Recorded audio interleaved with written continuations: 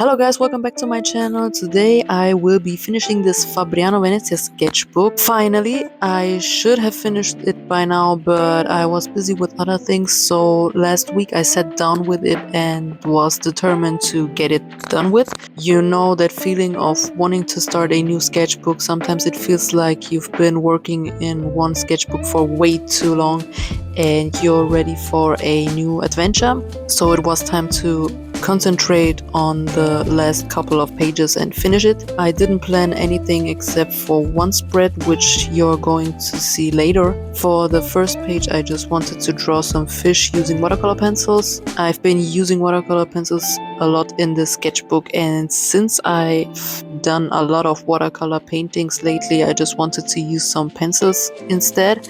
I tried finding some reference pictures on Pinterest that kind of had the same color palette so that the page would look more cohesive. The fish I drew don't look 100% like the pictures, but I wanted a kind of starting point for the drawings and an overall idea for a color scheme, and then added my own touch to it. But I didn't want to use a whole lot of different colored pencils. I usually start putting down some colors without going too much into details. I know it looks like a hot mess in the beginning, but it is on purpose. Once you activate the colors with water, all the details are gone, so I put on a base of color and make sure to have enough pigment on the paper, then go over it with water. On this specific paper you have to be very careful not to use too much water because it will lift up all the color. If you work slow and take your time and be careful with the amount of water, the pigments will activate and become darker, more vibrant and saturated, how it should be. But if you make a mistake, you can easily lift it up. So anyways, after everything is completely dry, I go over the drawings with the same pencils, layering more colors and adding all the details. I love how watercolor pencils look and work on this paper. It is also a very fast and easy way to paint. Once you get used to them, they are very fun to use. I've learned to love them a lot since I've been using them, especially for drawing fish or seashells. Overall, I am very pleased with how the page turned out. I really like the color palette I used for this page.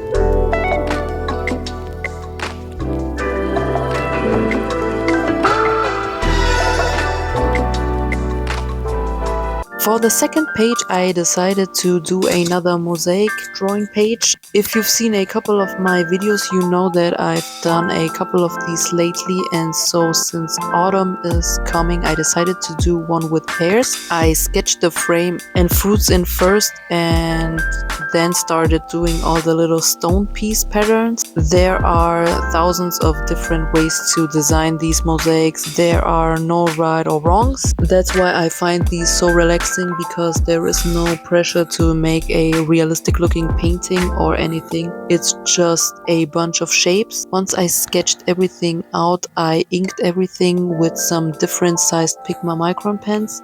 Usually I go with a thick outline and do the inner details with the smallest tip, which is a 005, so you have more contrast.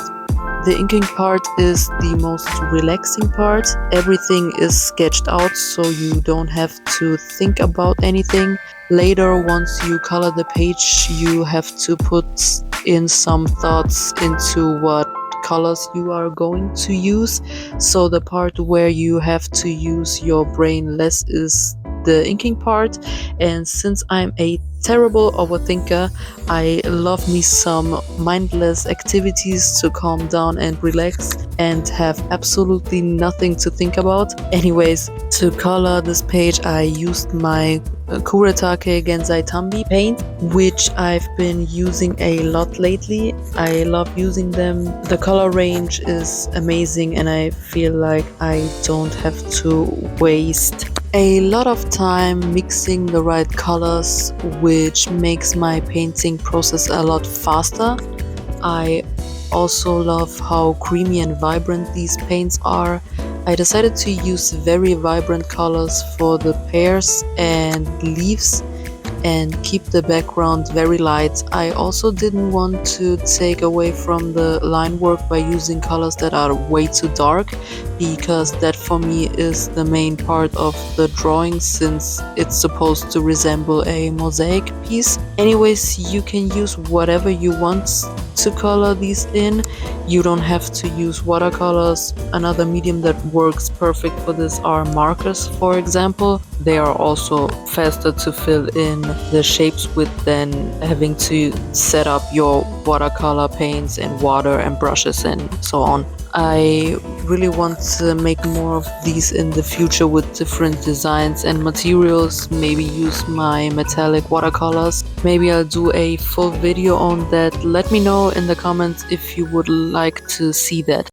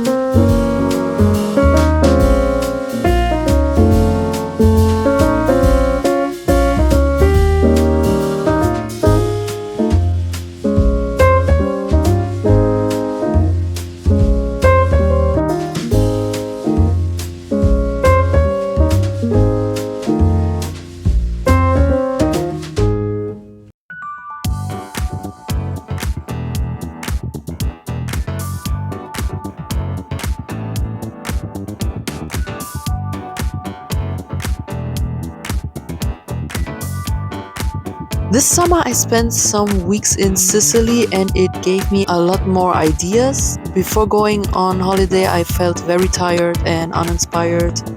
The time away really gave me a lot of new energy. Since I've been back home in Germany, I've had this idea to do a Sicilian inspired mixed media illustration.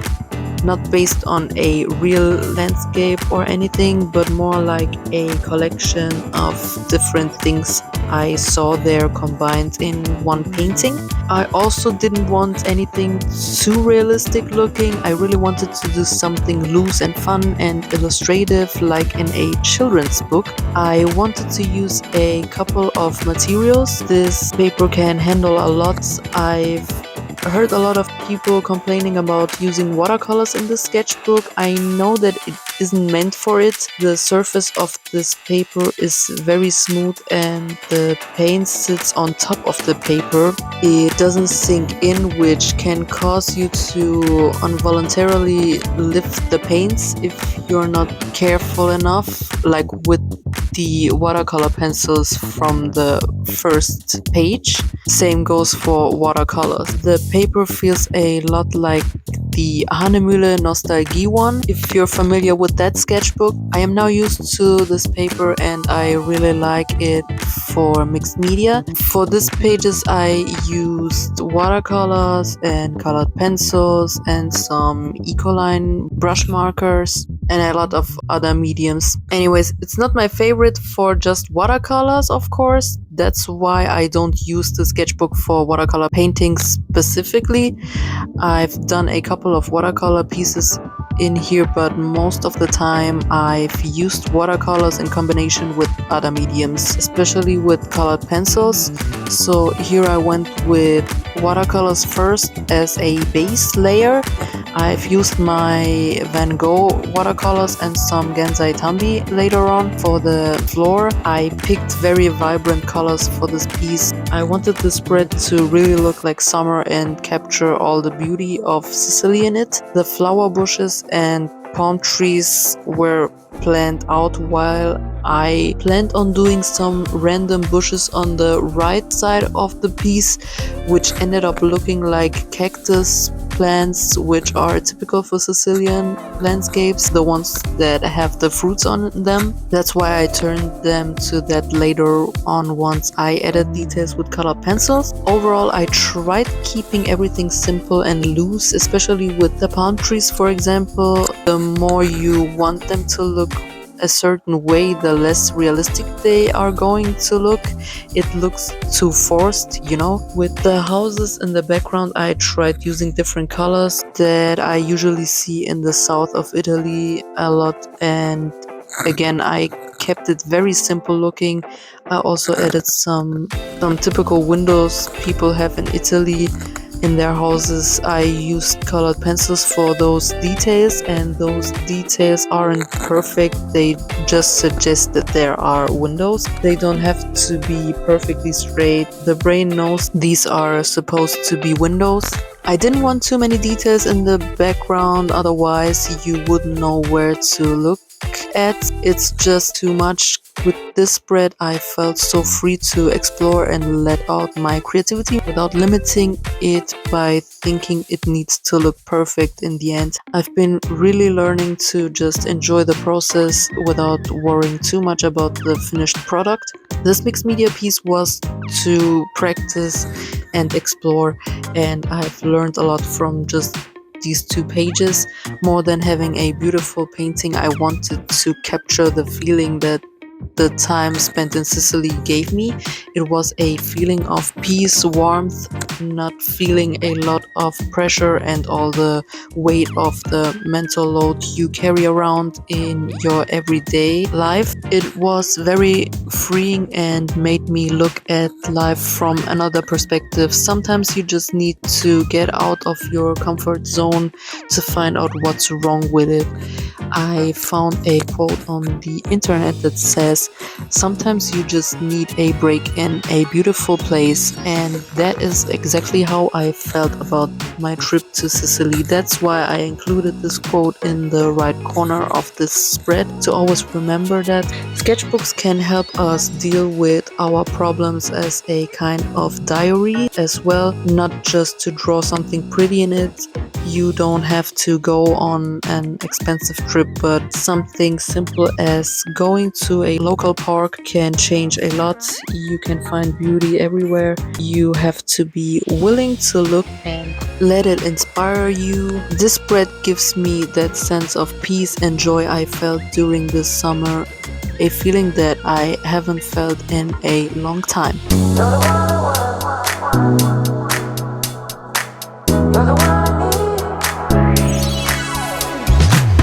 It's in your eyes, I've seen the signs. I feel the sparkle in the air sometimes. Don't ask me why, just cross the line. I know how this will go, so hold me tight. You're the one I want, you're the one I need. I wanna hold you close, I need you by my side. 'Cause you're all I want, I got what you need. I wanna hold you close, I need you by my side.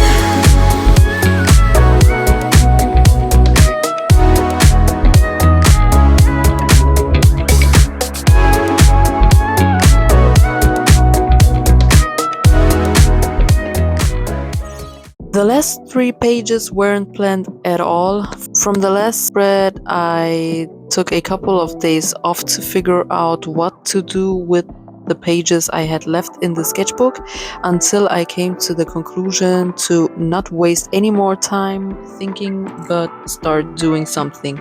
One thing I need to work on and improve is I live too much in my head. I think way more than I actually do things, and I'm always disappointed in myself for not doing enough and for procrastinating way too much. That's why I asked myself, what do I want the next drawings to feel like? Do I want to learn something? Do I want to use a specific medium, for example? My answer was I wanted to do something simple, relaxing, and colorful. And so I took out some ink pens and drew these random butterflies and insects, designed a simple border, and since I bought some new Stabilo highlighters, I used a limited color palette of 3 and just added some colors here and there. Very simple, nothing special, but it was good practice for line work, which I love doing. Ink is still one of my all-time favorite mediums to use. I love the simplicity of it and how everything you draw with it looks clean but also very direct, and it is also very handy to carry around and have with you. And I've been having a lot of fun including highlighters in my daily practice routine, since it's also a very simple and handy medium to have around. You don't need a lot of expensive materials to do art. You can do a lot of beautiful things with just one pen.